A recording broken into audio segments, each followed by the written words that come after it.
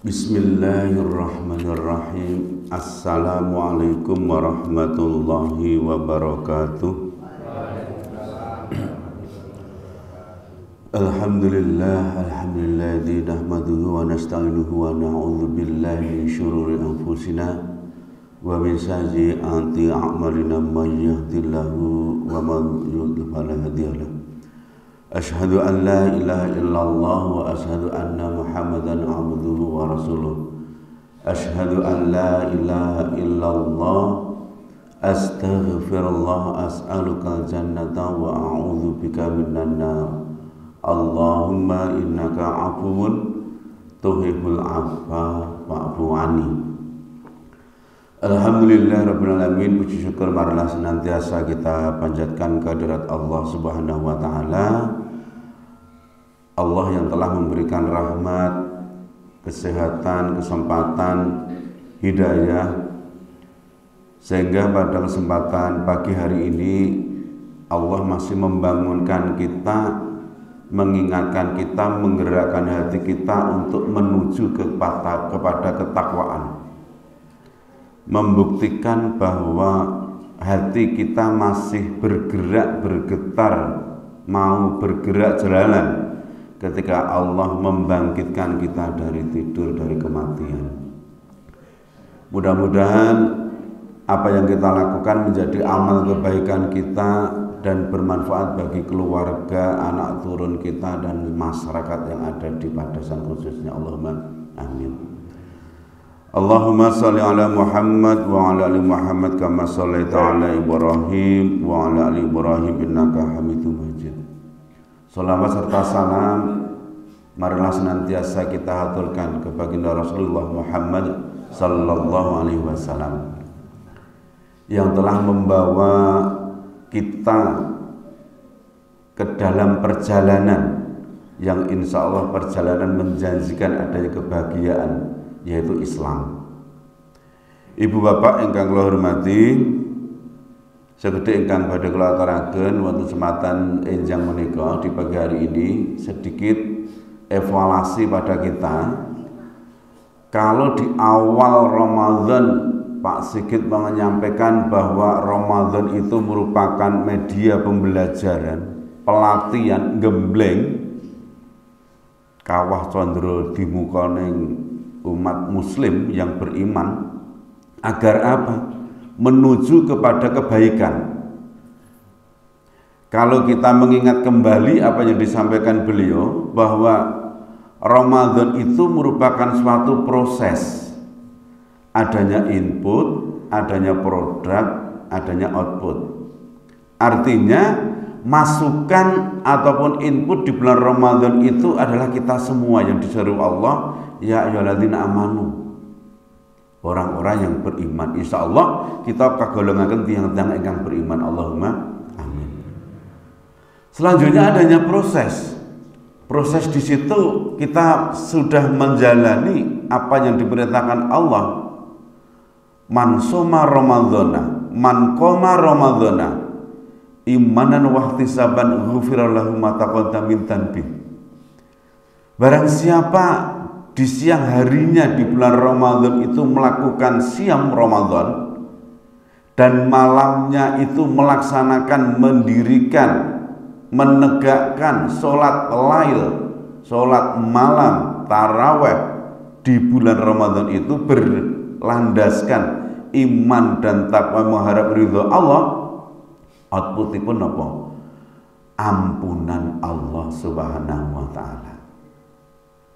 Insya Allah dikala kita melakukan, menjalani suatu proses di dalam Ramadan itu, ampunan yang kita harapkan dari Allah Subhanahu wa taala itu dapat kita nikmati. Banyak sekali ustadz-ustadz ataupun penceramah di sini menyampaikan hakikat takwa. Kita sudah paham takwa itu seperti apa. Ada yang menyampaikan bahwa takwa itu adalah sikap kehati-hatian, bahwa takwa itu adalah sikap yang ketika kita mempunyai kesalahan segera meminta maaf, bahwa sikap takwa itu adalah orang yang senantiasa mau menginfakkan hartanya baik di kala lapang ataupun sempit dan lain sebagainya. Insya Allah dengan materi-materi yang diberikan itu sudah menjadikan diri kita itu lebih mengetahui akan manfaat-manfaat ibadah yang kita lakukan. Seperti kemarin disampaikan oleh Ustaz Marzuki terkait dengan sholat. Kita tahu bahwa as-sholatu ala dzikri. Sholat itu adalah zikir, adalah berdoa pada Allah Subhanahu wa ta'ala. Sholat itu adalah doa. Sehingga ketika kita dalam melakukan sholat, kita berdoa kepada Allah, tidak lain adalah memohon, meminta kepada Allah Subhanahu wa ta'ala. Di awal doa sholat adalah iftitah. Kita mengetahui bahwa arti iftitah, arti makna bacaan iftitah itu kita memohon kepada Allah dijauhkan diri kita dari dosa sebagaimana jauhnya antara barat dan timur. Salah satunya itu kulon lan wetan ora bakal ketemu. Artinya apa? Dikala kita sudah meminta kepada Allah Subhanahu wa ta'ala terkait doa-doa ataupun doa permintaan yang kita minta, kita juga berusaha untuk menjaga apa yang kita lantunkan. Bapak yang kula hormati jamaah salat subuh rahimahullah, sehingga Allah mencontohkan Ramadan yang kita lakukan itu, kalau kita melihat makhluk Allah, ular itu bagaikan ulat yang sedang mertopo. Ketika ulat itu mertopo kurang lebih 40 hari, ulat itu akan menjadi kepompong dan akhirnya menjadi kupu-kupu. Kita bisa melihat di situ bahwa ulat yang awalnya hewan yang menakutkan, bahkan menjijikkan, bahkan sangat merugikan kepada bapak ibu petani, disemprot, diilangi dan lain sebagainya. Karena apa? Ulat itu merugikan. Nek wis mangan kembang, maem godhong, maem apa, bisa-bisa tidak panen. Itu ulat. Dan ulat itu makannya juga apa saja.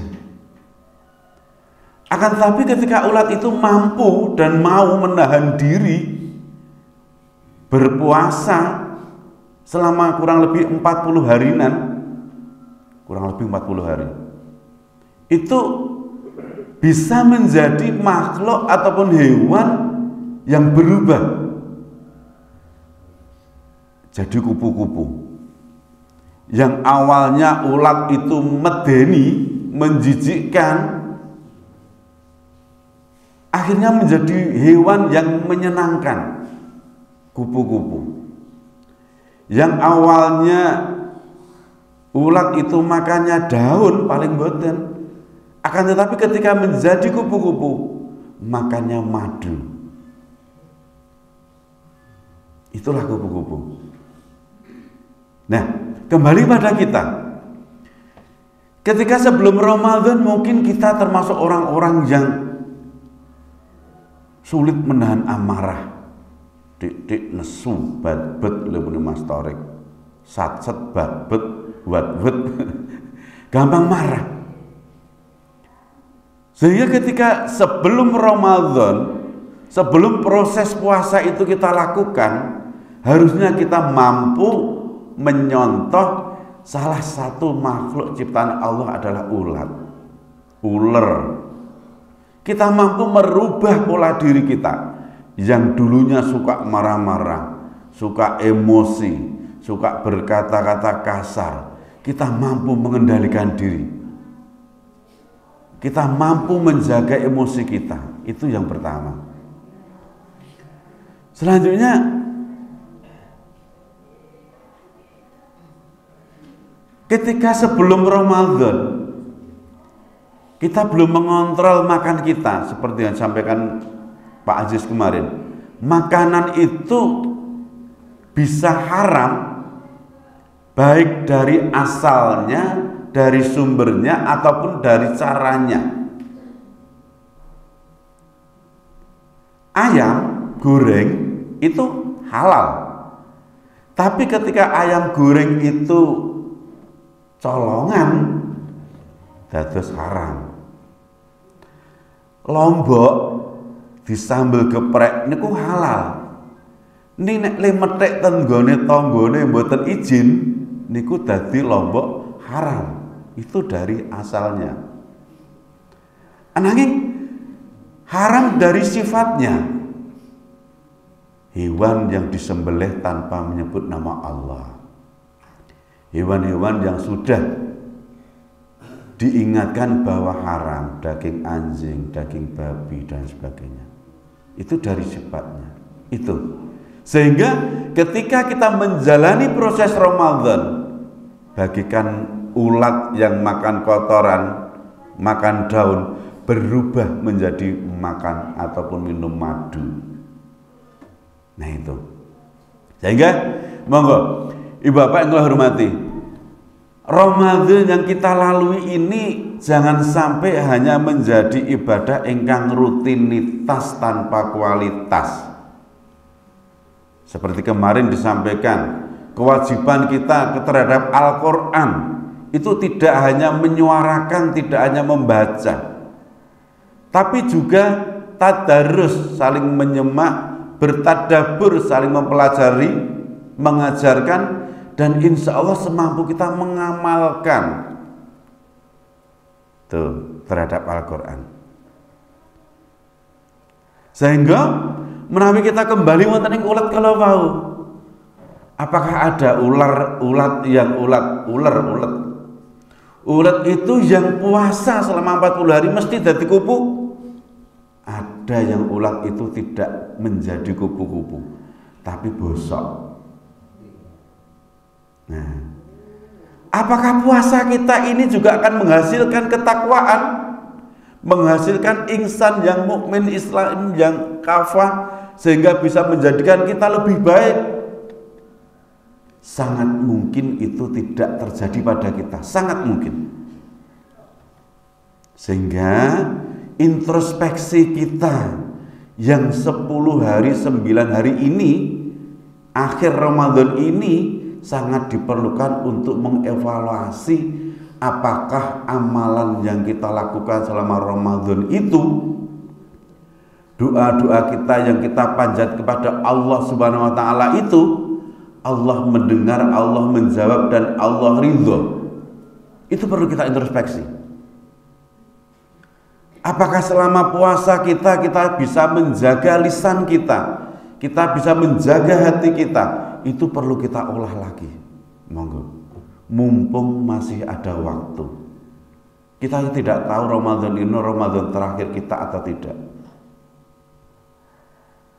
Sehingga ketika kita mampu memanfaatkan waktu yang tinggal sesaat ini, harapannya Ramadan dengan ibadah-ibadah kita yang kita lakukan itu mampu mengangkat derajat kita.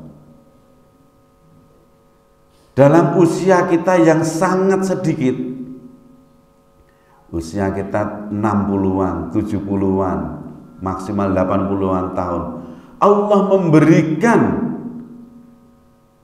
malam yang bisa menggantikan 83 atau 84 tahun.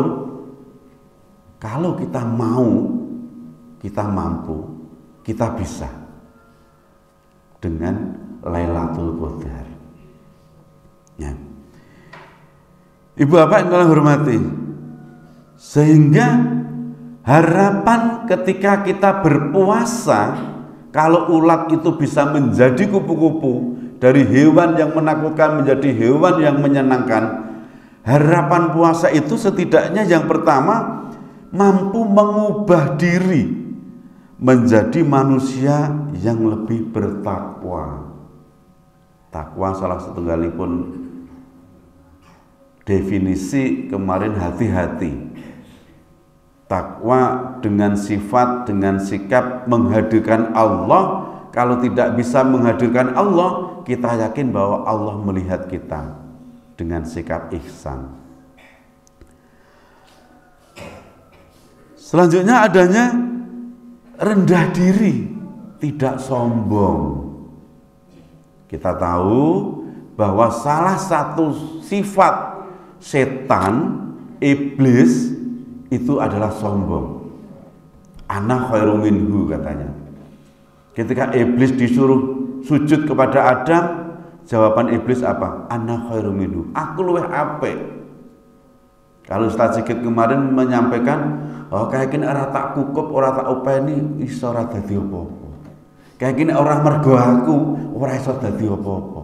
Masjid gini orang mergo aku, ora iso semegah ini. Itu sifat-sifat sombong. Monggo, sifat sombong ini sangat rentan sekali samangke rikala Idul Fitri.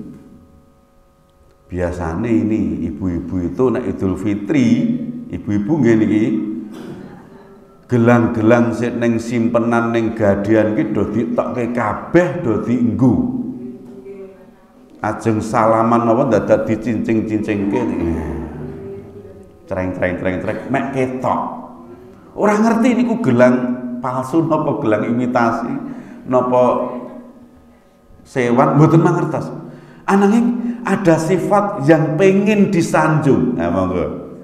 Introspeksi ibu-ibu. Ibu-ibu nu nek di alam seneng. Nah, wis tuwa kedan Mbah Inem ki nyelot ayu lho. Seneng Mbah Inem niku di alam wonten niku. Ning napa nggih? Nah, itu loh. Suka disanjung. Nah, ini siapa saja. Bahkan sanjungan itu sanjungan ngapusi, nggih seneng. Gitu. Lajeng ingkang kaping kalih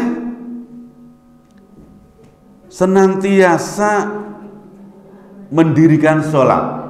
Nah, menjaga sholat, baik sholat wajib ataupun sholat sunnah. Sholat lail, sholat malam kita sudah berusaha belajar selama 1 bulan nanti harapannya penuh. Apakah akan membekas sholat malam itu kepada harian kita setelah Syawal? Kita perlu introspeksi diri.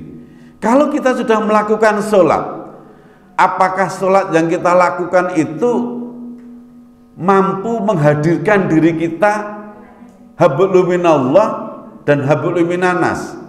Perlu kita koreksi juga.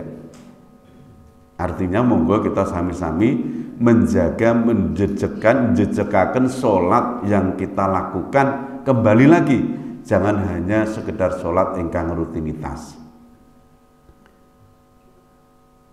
Yang terakhir, kita mampu membedakan antara hak dan yang batil. Semua saja. Terlebih seperti tadi saya sampaikan, seperti makanan. Kita harus mau memilih, membedakan dan hati-hati dalam mencari, menjemput rezeki Allah Subhanahu wa taala dengan usaha yang kita lakukan. Nah, ini kalau Ibu Bapak yang hormati. Pungkasane atur, monggo kita sama-sama menjaga hati kita, menjaga hubungan dengan sesama kita. Biarkan teman kita, saudara kita itu bahagia. Jangan sampai kita sedih melihat teman kita bahagia. Simple. Jaga rahasia, jaga kebahagiaan rencang kita. Misalkan budhe renyep tumbas jilbab ten pasar. Rego 60.000. Ten mall. Nggih budhe renyep ten Matahari. Tumbas jilbab rego 60.000. Sampai rumah seneng banget. Cerita kalih Budhe Pipin, wah kowe entuk jilbab murah banget. Apik meling-meling regane 60.000. Murah banget. Padahal Budhe Pipin tumbas tenggene Budhe Sri sami regane 40.000. Jaga perasaan budi renyap agar tetap bahagia.